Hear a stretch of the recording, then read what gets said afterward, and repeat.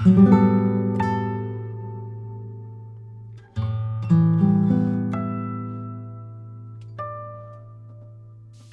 David. Hi, Shukai. I am very happy to have you in this podcast as a guest speaker. Thank you so much for coming.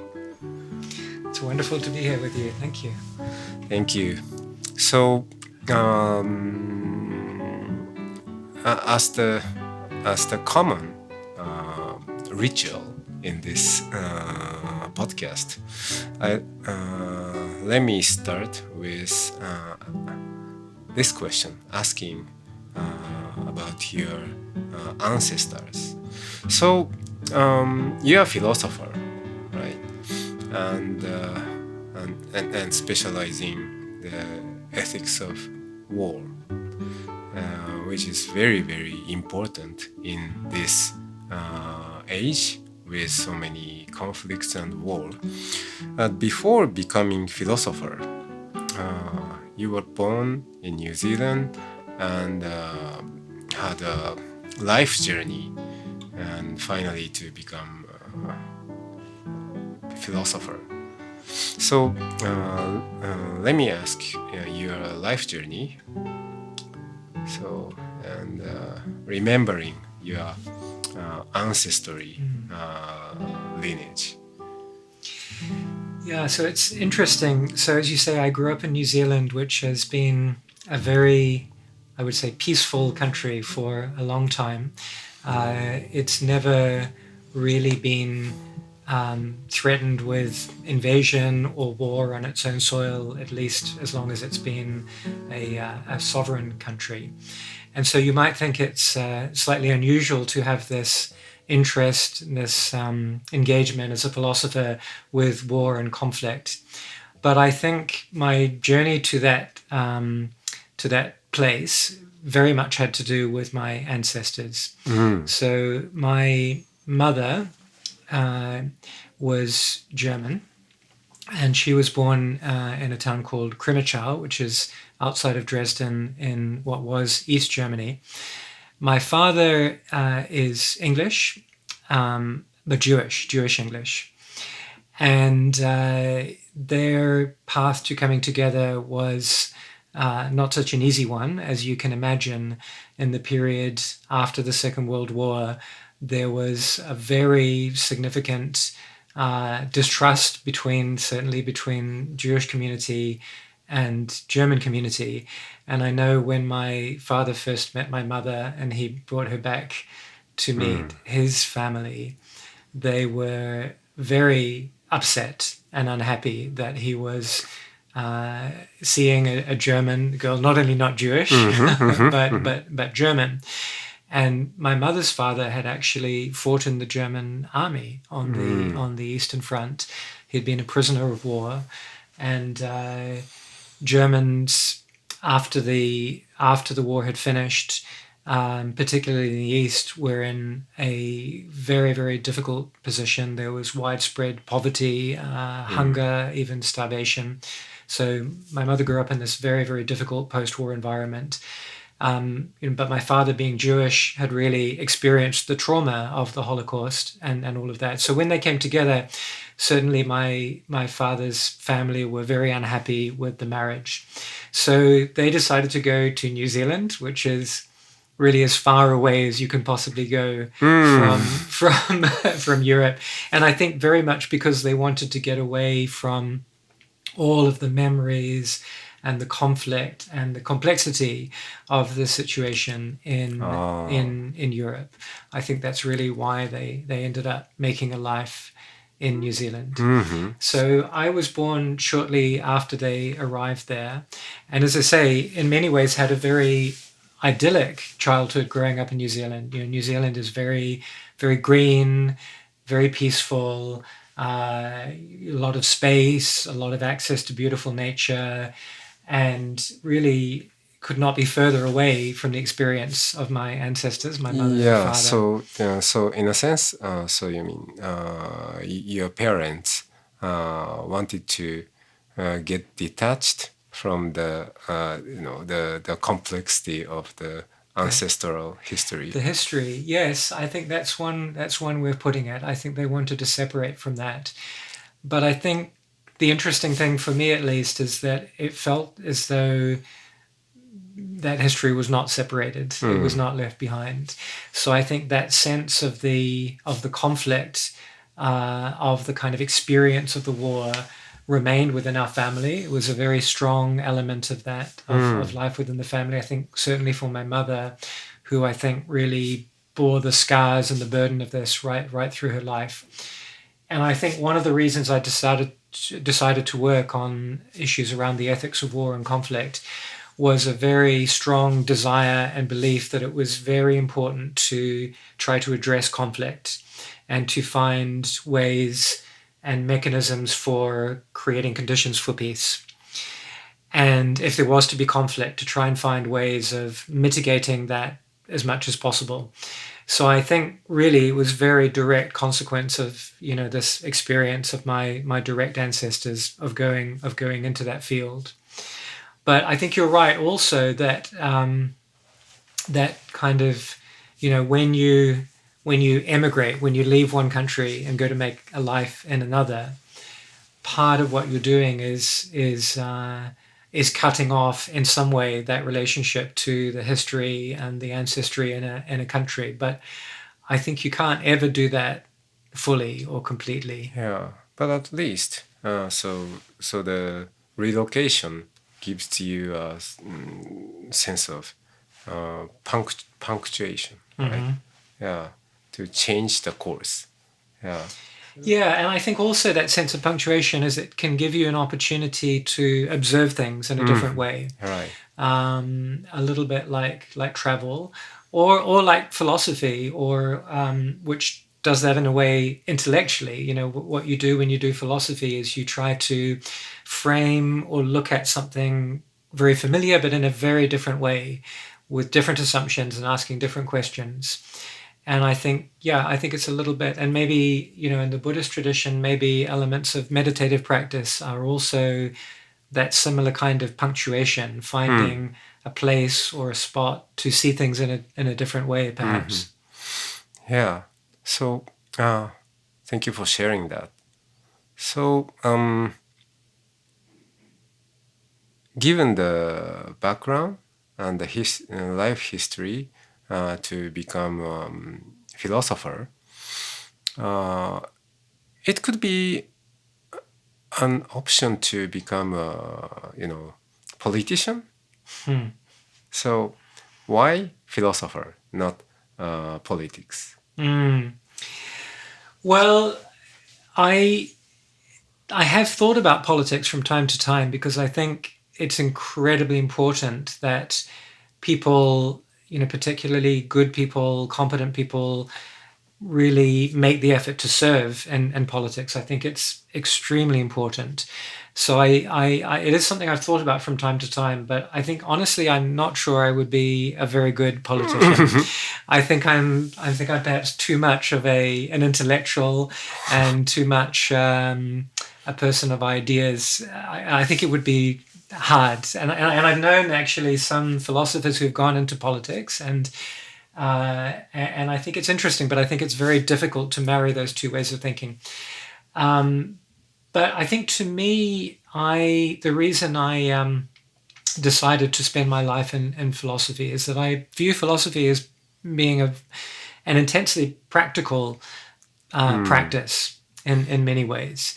In a way that might not be obvious when people think about philosophy and philosophers. They don't always think about the most practical person, but I think it certainly can be, and I think when it's done well, it really does have an impact on the way that people act through the way that they think, because all action comes from thought originally. So the way that we use concepts, the way that we use ideas, the way that we think about what justifies an action or does not justify action, those things really matter, right? They really, really matter a lot. And so I view philosophy in a way as engaging with very practical questions. How do we do politics? How do we conduct war if we're going to do that? How do we engage with each other? Philosophy is about structuring those kinds of behaviors, but really at the very deepest level, by really looking at how we relate to the very basic concepts and ideas from which the thought and eventually the action arises. And certainly in the way that I've done philosophy, I've always tried to engage with people who are active in the world, whether that's with the military or now the work that I'm doing in corporate sector. So I think it's a very important part of philosophy, actually. And how do you see the relationship or the difference between philosophy and religion? Yeah, really interesting question. And I think there are some very important overlaps and also some important differences.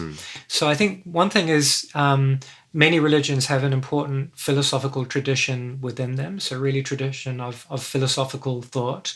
And certainly, if you think in the Western tradition, there have been some wonderful, very important philosophers who have also been, really deeply religious thinkers. So you think about Augustine or Aquinas in the Christian tradition, or maybe Spinoza in the Jewish tradition. So I think there is a very significant overlap in that sense.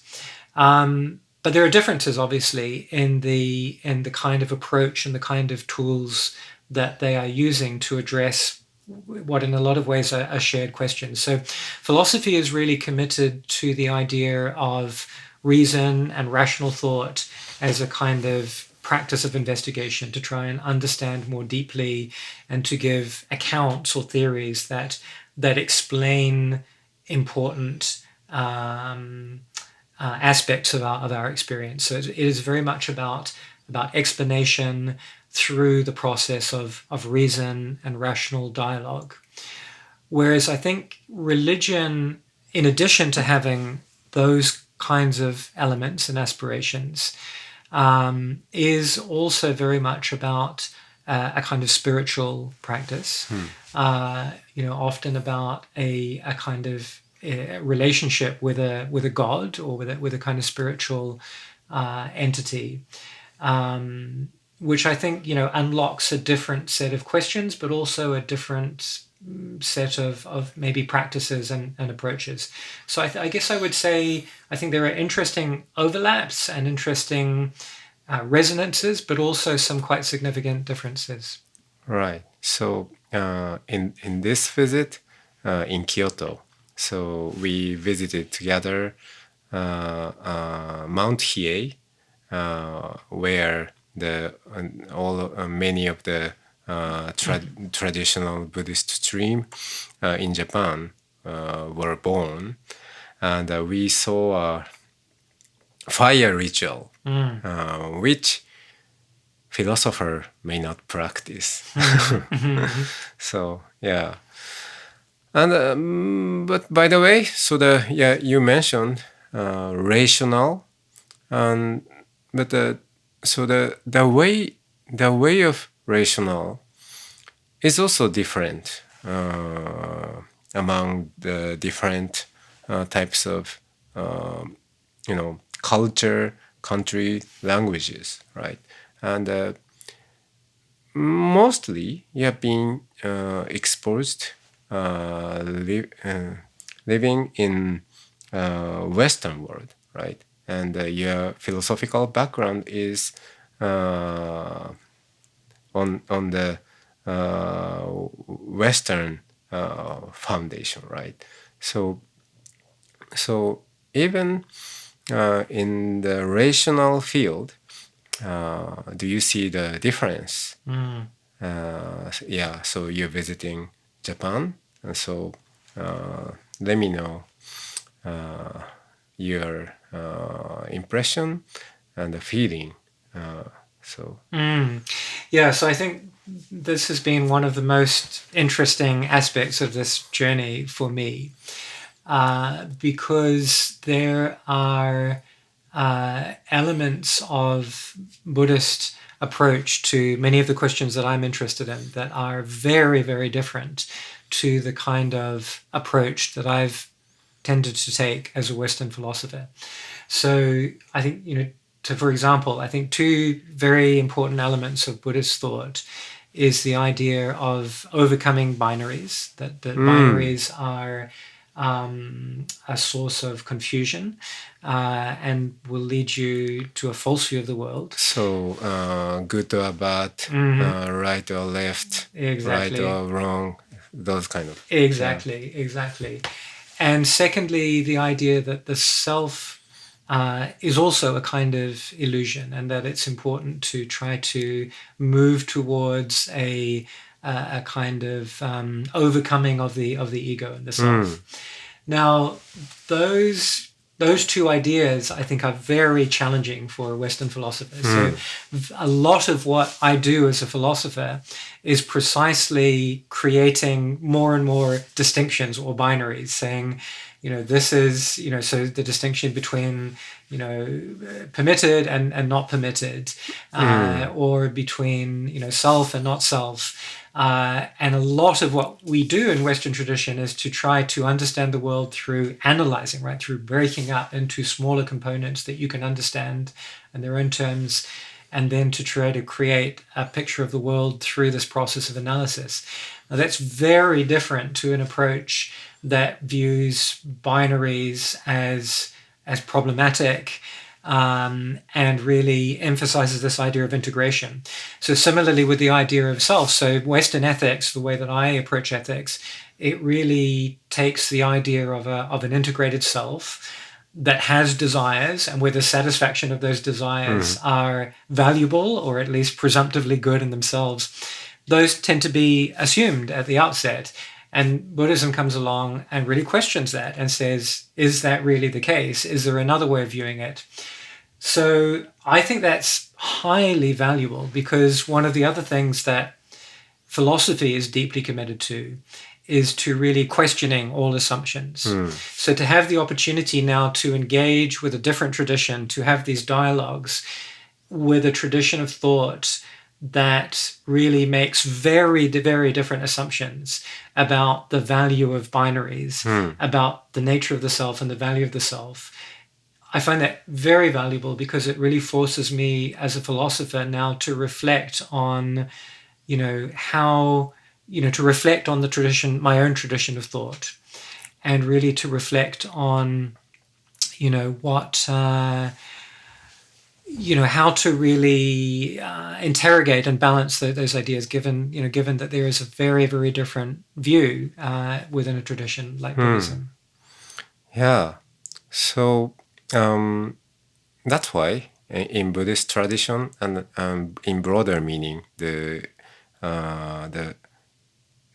Eastern philosophy tradition, people often use the meditation practice to alter the state of our mind out of binary thinking. So in general mode of of our mind, we are almost destined to be captured in binary dichotomy thinking, right? This is good or bad. So always opinionizing. So in this sense, so the Buddhist tradition is not just about the thought or philosophy with your mind, but it also involves physical practice, to change the state of our mind. So have you ever tried to get out of your normal state of your mind? Any experience around the different state of your mind? Yeah, so I think it's there are clearly many different ways of achieving that sense of kind of altered or disruptive consciousness. And meditation is clearly a really important mode of doing that, and it's something I've started to learn about and to practice over the last year or so. Then I think there are also, important cultural traditions around, trance, chanting, dance. I think they can have similar effect. Also, psychedelic medicines that a lot of people are interested in now. But I think in some ways, philosophy is, and spiritual practices as well, and this is maybe another one of those interesting comparisons between philosophy and religion. I think in different ways they both achieve some element of altered consciousness as well. So, many people, certainly when they first start thinking about philosophy, they will experience something a little bit like a kind of intellectual vertigo, that the kind of normal ways that you have of thinking about what life is, what's important, very basic things like, identity, what is it to make that makes you, substance, what is the world fundamentally made out of, mind, what is a mind, can we know other minds? When you first start to study philosophy, you will engage with arguments and thinkers who problematize all of those basic assumptions, who really ask you this kind of fundamental question. Are you sure? Are you sure you know what right and wrong is? Are you sure you know what justice is? Are you sure you know what your own self is? Are you sure that you know other minds? Are you sure that you exist through time? And that can give this very profound sense of suddenly everything becomes destabilized, and it can really feel like a kind of falling, like a kind of vertigo. And gradually, as you start to do philosophy, you can have the opportunity to reconstruct or reconstitute your model of the world. Hopefully, maybe not necessarily, but maybe in a way that's very different to the way you thought about it before. But maybe it has elements of the way you thought about it before, but now you understand them much more richly and much more deeply. Hopefully also, and this I think brings us back to our theme about conflict, you have more of an empathy for how other people might see those things in a different way. So I think it's very good at, when it's done well, curing you of your intellectual arrogance, maybe. So even though I think it's not often viewed as being a kind of altered state of consciousness practice, I think in many ways you could see philosophy as being a form of that.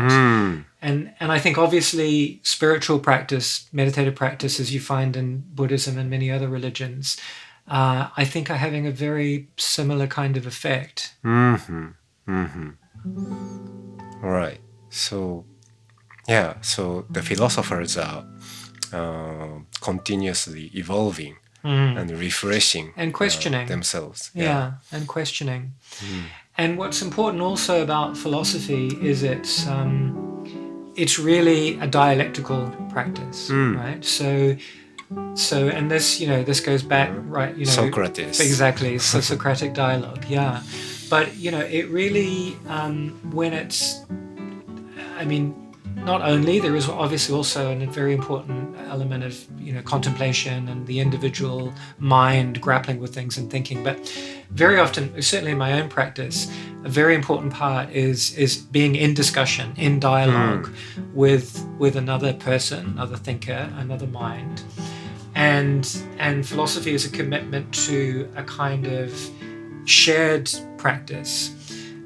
It's often quite it's often a practice of contestation, right? So it's particularly in the West, right? Philosophy is quite antagonistic, right? So, I will tell you all the things that I think are problematic or not correct or wrong about your view. You will do the same to me. But the idea, when it's done well at least, is that the two of us together come closer to truth by strengthening each other's view. So it's a kind of collaborative combat or collaborative contestation. So it is very relational in that sense as well. And maybe that also connects to this Buddhist idea of relationship, because you have this view of argumentation is an argument with another mind, another elevating idea. each other. Correct. Yeah. In a Aufheben way. That's right. Good.